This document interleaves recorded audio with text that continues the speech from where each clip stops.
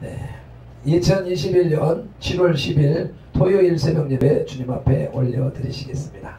기도하십니다. 할렐루야. 감사 찬양 영광과 존귀 높임을 받으시기에 합당하신 우리 아버지 하나님, 오늘도 밤새 철야를 하고 토요일 새벽 예배로 주님 앞에 모일 수 있게 하신 은혜와 사랑에 감사를 드립니다. 그 깨어있는 기도의 영성으로 시작하는 새벽 예배의 요배 힘이 있고 은혜가 넘칩니다. 주요 이와 같은 삶이 우리가 지속될 수 있도록 우리에게 은혜를 베풀어 주시옵기를 간절히 바라고 원합니다. 예배를 시작하는 시간입니다. 마치는 시간까지 또 토요일 주말을 시작하는 시간입니다. 아버지, 주님이 주시는 여유로운 주말을 보낼 수 있도록 인도하여 주시옵소서. 시작과 끝을 주님 앞에 맡기오며 예수님의 이름으로 기도드리옵나이다. 아멘. 사도신경 신앙 고백 드리겠습니다. 전능하사 천지를 만드신 하나님 아버지를 내가 믿사오며 그 외아들 우리 주 예수 그리스도를 믿사오니 이는 성령으로 잉태하사 동정녀 마리아에게 나시고 본디오 빌라도에게 고난을 받으사 십자가에 못 박혀 죽으시고 장사한 지 사흘 만에 죽은 자 가운데서 다시 살아나시며 하늘에 오르사 전능하신 하나님 우편에 앉아 계시다가 절려서 산자와 죽은 자를 심판하러 오시리라. 성령을 믿사오며 거룩한 공예와 성도가 서로 교통하는 것과 죄를 사하여 주시는 것과 몸이 다시 사는 것과 영원히 사는 것을 믿사옵나이다. 아멘. 546장 찬송 올려드리시겠습니다.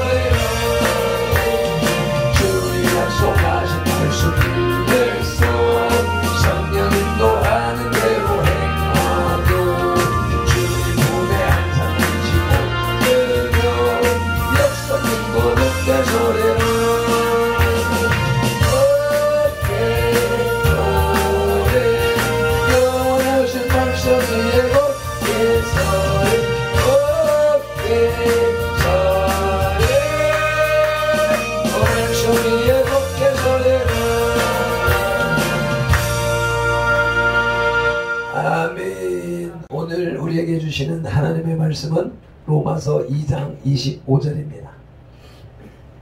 유대인과 율법 8번째 단락입니다. 함께 합독하시겠습니다. 내가 율법을 행하면 할례가 유익하나 만일 율법을 범하면 내 할례는 무할례가 되느니라. 아멘. 25절 초반절에 율법을 행하면 할례가 유익하나 라고 합니다. 율법을 수행함으로써 하나님의 백성임을 상징하는 할례가 효력이 있다는 뜻이기는 하지만, 그렇다고 해서 율법의 수행, 즉 율법주의 그 자체가 할례를 완전하게 한다는 말은 아닙니다. 다시 말하면 여기서 바울은 율법의 수행을 문자의 얽매인 율법의 조항에 대한 준수로 이해하지 않고 그 이면적인 의미, 즉 율법의 근본 정신을 실천할 수 있는 믿음이나 순종의 측면에서 말하고 있음을 간과해서는 안 됩니다. 결국 여기서 바울이 말하려는 요지는 육체적으로 할례를 받았다고 해서 다 하나님의 백성이 되는 것이 아니라 할례 역시 율법에 주어진 언약이기 때문에 할례를 완전하게 하기 위해서는 율법의 근본 정신을 망각해서는 안 된다는 것입니다. 이처럼 지금까지 유대인들의 죄를 꾸짖은 바울은 본문에서 유대인들의 할례와 율법과의 관계를 규명하면서 할례 문제를 제기한 이유는 할례만 받으면 17절에서 24절에 언급된 유대인들의 모든 죄목들도 다 무효화시킬 수 있다는 유대인들의 잘못된 사고방식을 불식시키면서 비록 할례를 받았다 하더라도 특권의식만 내세우면서 할례받은 자로서의 합당한 삶을 살지 않는다면 이는 참 할례자가 아님을 깨우치기 위해서였습니다. 한편 구약의 할례는 신약의 물세례에 해당하는 것으로서 세례 역시 하나님의 백성이라는 외적 징표이기는 하지만 세례가 세례자를 완전한 하나님의 백성으로 만들어주지는 못한다는 것을 알아야 합니다. 로마서 2장 17절로 24절 말씀을 찾아서 읽으시겠습니다.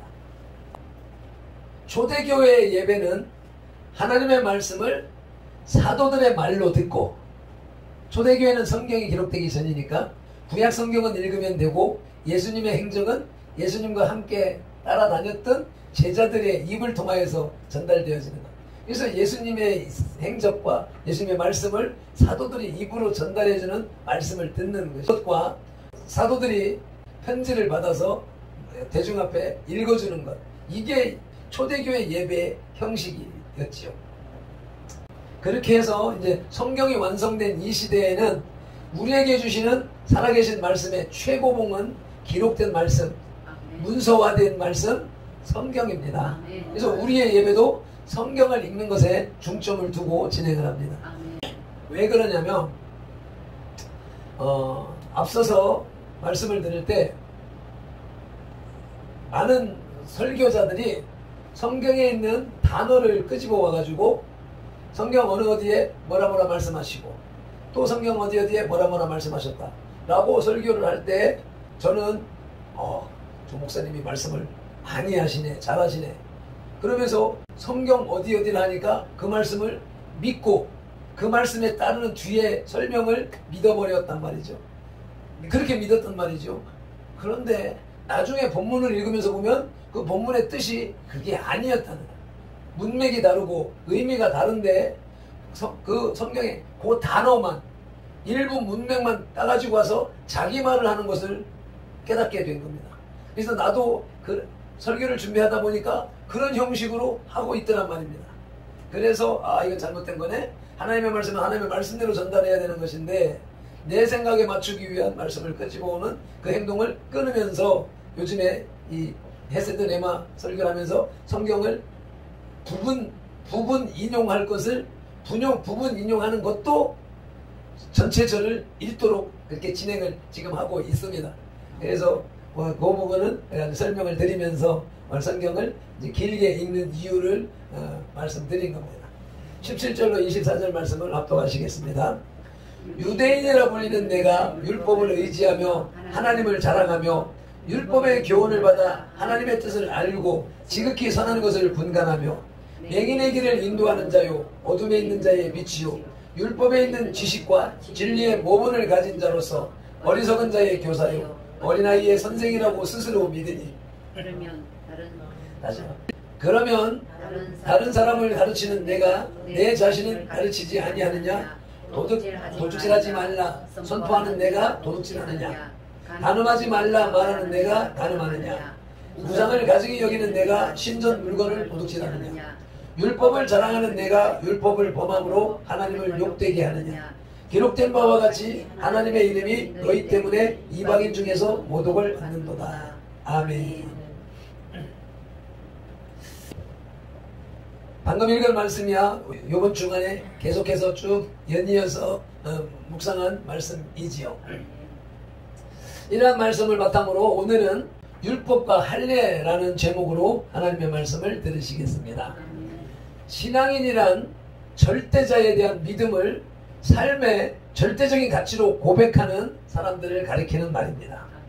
그러므로 신앙인다운 삶을 가능하게 하는 것은 믿음이라고 할 수 있습니다. 믿음은 생활의 표면에 드러나는 외적인 형식을 충족시키는 내적 요소입니다. 진실한 믿음이 행위로서 표현될 때 내용과 형식이 일치된 완전한 신앙인으로서의 삶을 인정받게 되는 것입니다. 본문에서 바울 사도는 예수 그리스도를 주로 고백하는 신앙인의 참된 삶을 증거하기 위해 선민의 표징인 율법과 할례의 의미와 가치를 밝히고 있습니다. 단순히 외적인 형식으로서의 할례나 율법은 신앙적인 의미를 지니지 못합니다. 할례가 가치 있게 되기 위해서는 율법을 준행하는 일이 반드시 필요하며 이를 위해서는 믿음의 다른 말은 인정하는 것이죠. 그 인정이 필요합니다. 이 믿음이 율법과 할례의 바탕이 되어 형식과 내용이 일치된 행위를 나타낼 때 율법과 할례는 온전한 신앙을 증거하는 신앙인의 참된 표징이 될 수 있습니다.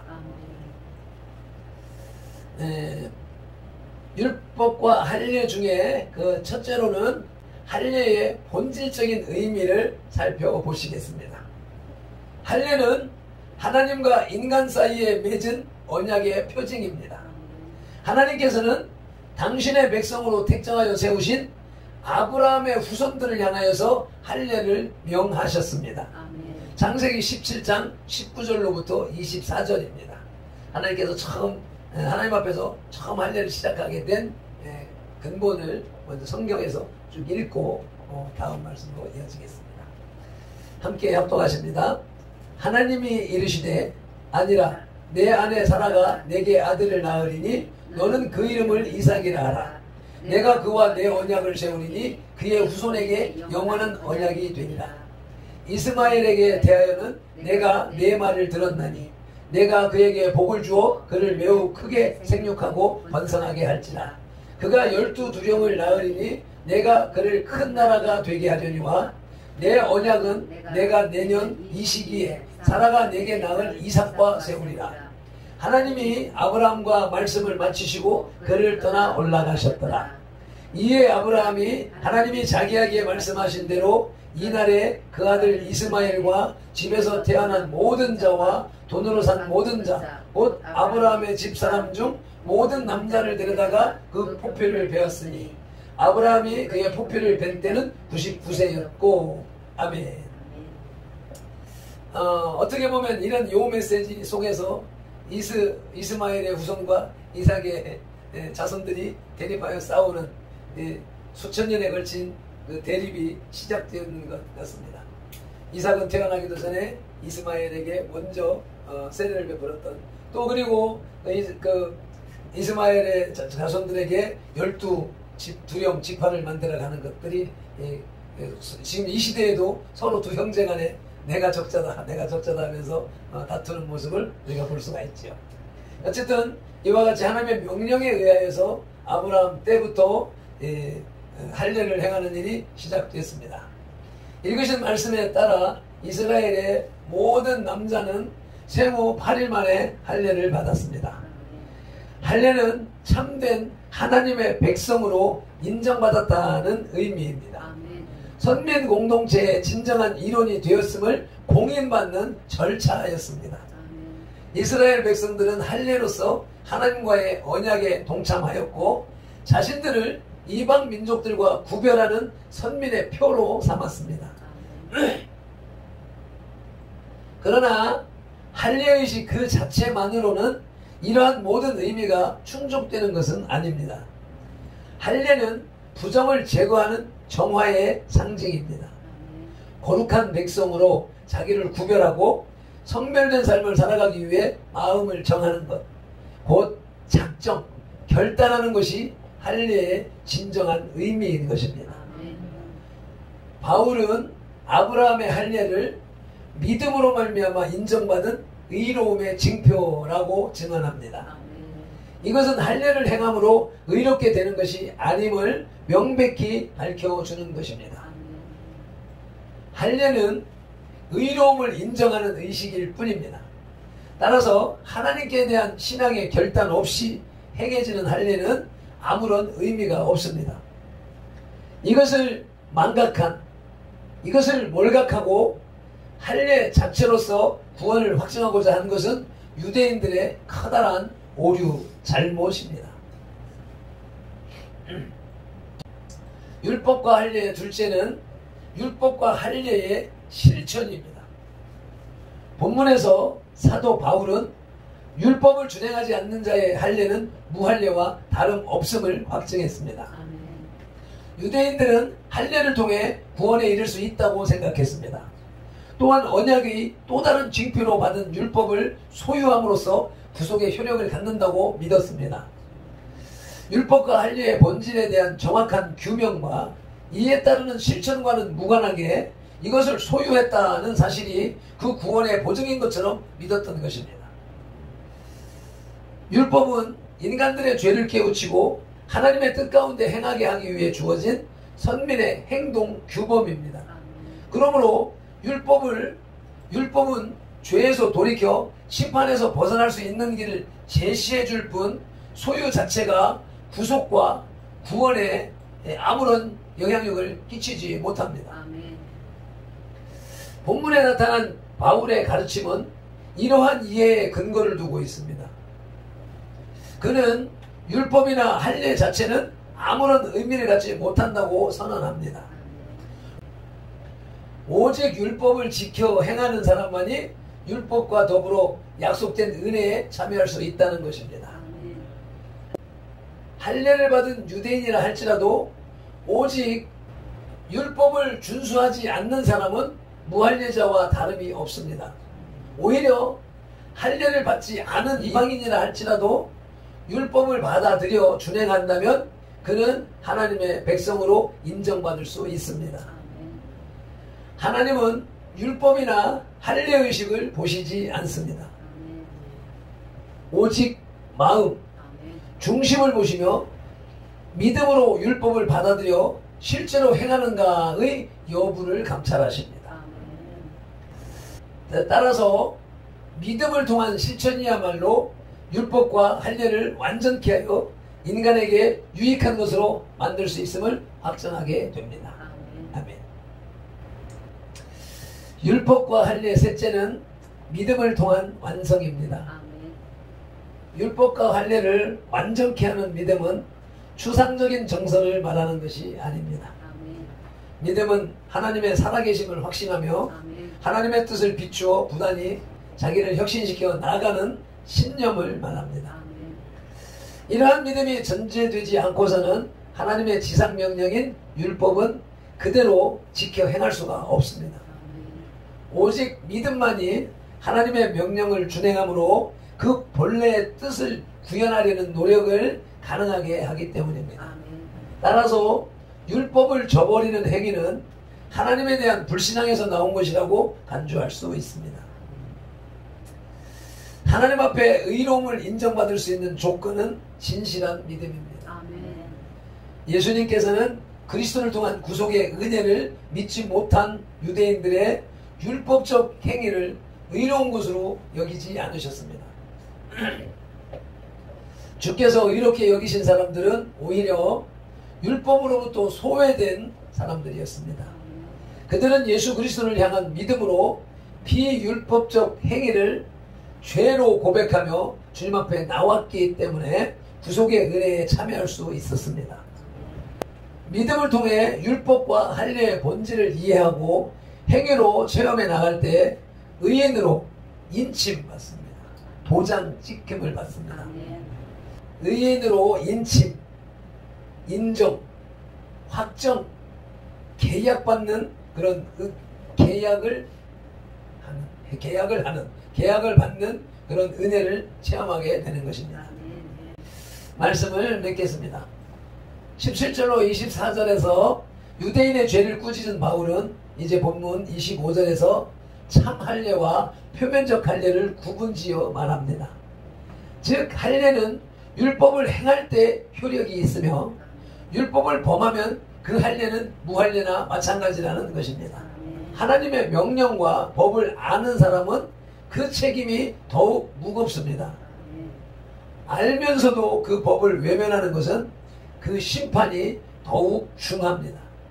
그 심판이 벌이 더욱 무겁습니다. 야고보서 2장 17절입니다. 이와 같이 행함이 없는 믿음은 그 자체가 죽은 것이다. 2장 26절에는 영혼 없는 몸이 죽은 것 같이 행함이 없는 믿음은 죽은 것이다. 아멘. 율법과 할례도 그 율법을 믿고 행함으로 열매를 거둘 수가 있고, 복음과 세례도 그것을 믿고 행함으로 열매를 거둘 수 있는 것이죠. 그래서 우리의 삶이 말씀 앞으로 온전히 들어가야 되는 것이고, 들어가기 위해서는 그것을 방해하는 사탄, 마귀, 귀신을 대적하여 싸우는 영적 전쟁이 필요하다. 그래서 그 영적 전쟁을 우리가 지금 치르는 것이 스스로 치르는 것. 그것이 뭐야? 아이들이 지금 내일 모레 훈련소에 들어가는 것처럼 지금 철야를 하면서 지금 영적 전쟁을 지금 훈련하고 있는 거예요. 철야기 뭐 때문에 철야합니까? 철야하는 이유가 뭡니까? 말씀을 읽을 수 없을 때, 신앙생활 할 수 없을 때, 기도할 수 없는 때를 대비하여서 그 힘을 기르기 위해서는 지금 평안할 때 금식하면서 기도하고, 평안할 때 철야하면서 기도하고, 지금 장마귀와 싸우면서 기도해야 되는데 육신이 연약하니까 장마귀한테 쳐서 절구 앉아있고 자고 있단 말이죠. 이것이 우리의 실체를 보는 것이고, 실체를 보아야 내 자신이 연약함을 알아야 간절함이 나오게 되고, 그래서 진짜 기도가 나오게 되는 것이고, 그래서 용사로 세워져 가는 것이니까 힘들어도 힘든 모습을 보면 마음이 약해져요. 아니 빨리 끝내야지 하니까 막 줄줄줄 읽고서 막 끝내려고 하는 그런 모습으로 달려가니까, 아이고 이게 너나 나나 할 거 없이 시간 채우는 예배, 형식적인 예배로 또 끌려가고 있단 말이지. 너나 나나 다 예배 심판받을, 버림받을 그런 예배를 드리고 있는 것이 아닌가 하는 생각을 하면서 우리의 연약함마저도 고백하면서 나가겠습니다. 기도하시겠습니다. 하나님 아버지, 밤새 철야를 하면서 피곤한 육신을 이끌고 아버지 새벽기도 드려야 된다라고 하는 의무감 때문에 앉아 있습니다. 주여, 그로 인하여서 아버지 설교가 아니라 아버지 하나님 또 듣는 것이 아니라 아버지 연약한 가운데 주님의 말씀의 지적을 그대로 받는 행동을, 그런 예배를, 그런 죽은 예배를 주님 앞에 올려드리는 꼴이 됐습니다. 그나마 입술을 열어서 자복하고 아버지 회개하오니 예수님의 등원의 피, 머리피, 손목의 피, 발목의 피와 심장의 피로 씻어 주시옵소서.